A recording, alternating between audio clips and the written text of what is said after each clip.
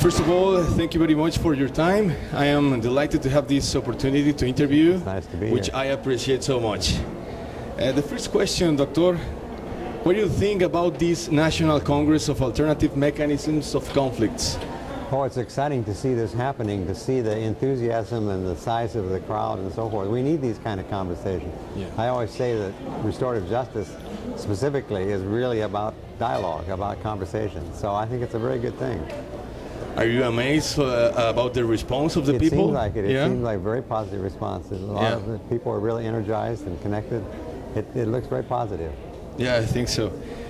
Well, from your point of view, Dr. Zehr, tell me about the challenges that we have to face in Mexico in order to motivate a major culture and academic context in terms of mediation. And in general, talking about the other mechanisms, please. Well, and again, I can't speak very specifically about Mexico. It's been a long time since I've been here, and I've just been here one day, so I won't understand, try yeah. to be any authority on that. But I've had a lot of experience with that in other contexts, particularly the U.S. context. Okay. One of the big challenges is the punitiveness of our culture. Yeah. Western culture in general is a very punitive culture, and there's a very interesting history as to why we're that way, but it's really true. Yeah. And it's reinforced every day by our television, our entertainment that focuses on justice as kind of, you do this to me, I'm going to do this back to you. Another big challenge is the self-interest we have in keeping it the way it is. Yeah. Law school trains us a particular way. The people have their jobs to do. They're worried about losing jobs. We have, the U.S., there's a huge industry invested in doing things the way we're doing them, prison building and so forth. Yeah. Politicians who use things like crime and conflict as a way to stay elected or get elected. Those are some of the biggest challenges. In academics, one of the challenges is that, I'll speak as someone who has a foot in both academics and practice. Academics tend to get pretty esoteric sometimes. They're out in some other world and don't communicate very well in ways that lay people and practitioners can understand. So that's a challenge, is to get them to engage. It's important that they engage with it, but to do it in a way that's really useful to people is a challenge. So you think in order to succeed in this kind of mechanisms, we have the sum of all the efforts from the different sectors of the society? I think so. We need to engage. This needs to be a much larger conversation. What we're talking about here is how we live together and how we are going to live as a community and communities. I'm in the restorative justice part of the field, and to me that's what it's all about. It's how do we want to live together? How do we do that? And that's got to involve the whole sector. Exactly.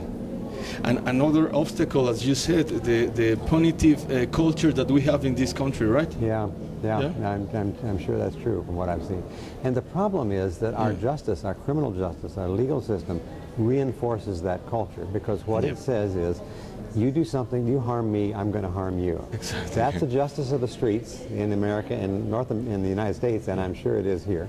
And what we're doing in the legal system is the same thing. So many researchers looking at it said, look, it's no wonder we have this punitive culture, because we're reinforcing it with our legal system. Right, yeah. Thanks for your response, Doctor. The third question, what are the main goals of this kind of alternative justice in the United States of America? Our main goal is to make justice a much more human and satisfying and healing experience.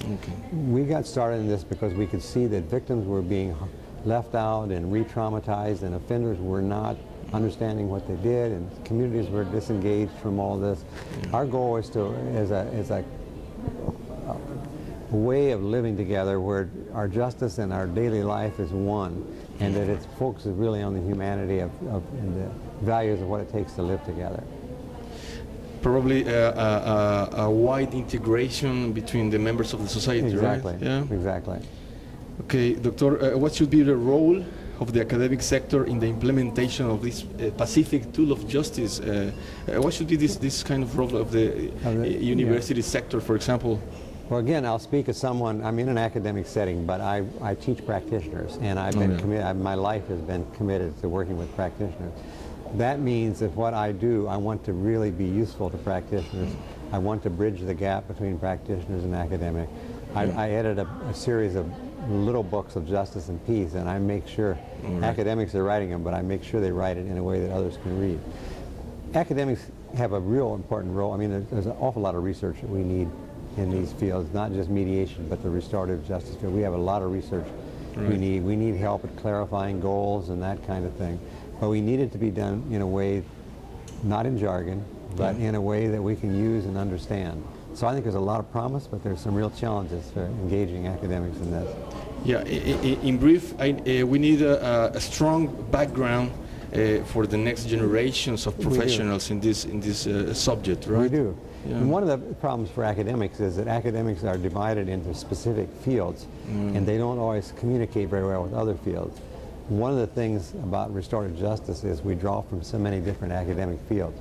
Translators often tell me they have trouble translating my books because we're not just drawing from sociology or anthropology, but all across. And we need academics who can do that, who can cross those fields and not worry about these divisions. Okay, Doctor, as I explained before about the mobile mediation units, this initiative was implemented here in Tamaulipas. Tell me, please, how important are these initiatives in Tamaulipas? I mean, to reinforce the mediation, for example. Well, it's extremely important that we take these opportunities to communities, that they not have to go somewhere else for it. So that seems very promising. The challenge will be to really connect with those, so it's not an outside effort coming into the community, but rather it really can build bridges in the community. But if it can do that, it's a very good thing, because we need to bring us into communities. What we're trying to do is to re-empower communities that have been disempowered, in part by the legal system that's taken over our conflicts, and let the professionals do us, and we've lost the ability to do it. So it has a lot of potential, but it also has challenges. Excellent. To conclude, Dr. Howard, sir, please leave a message for the community of lawyers and members of the judiciary system regarding the alternative mechanisms of conflicts, please.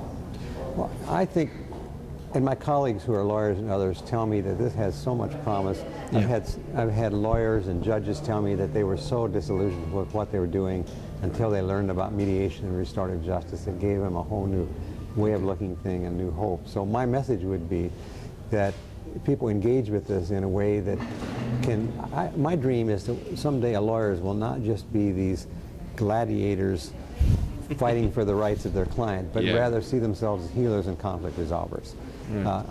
There are starting law schools that are starting to teach mediation, conflict resolution, and restorative justice, and lawyers who begin to see themselves outside that box, but rather as healers. And that would be part of my challenge to the legal community, is to start seeing themselves in broader terms.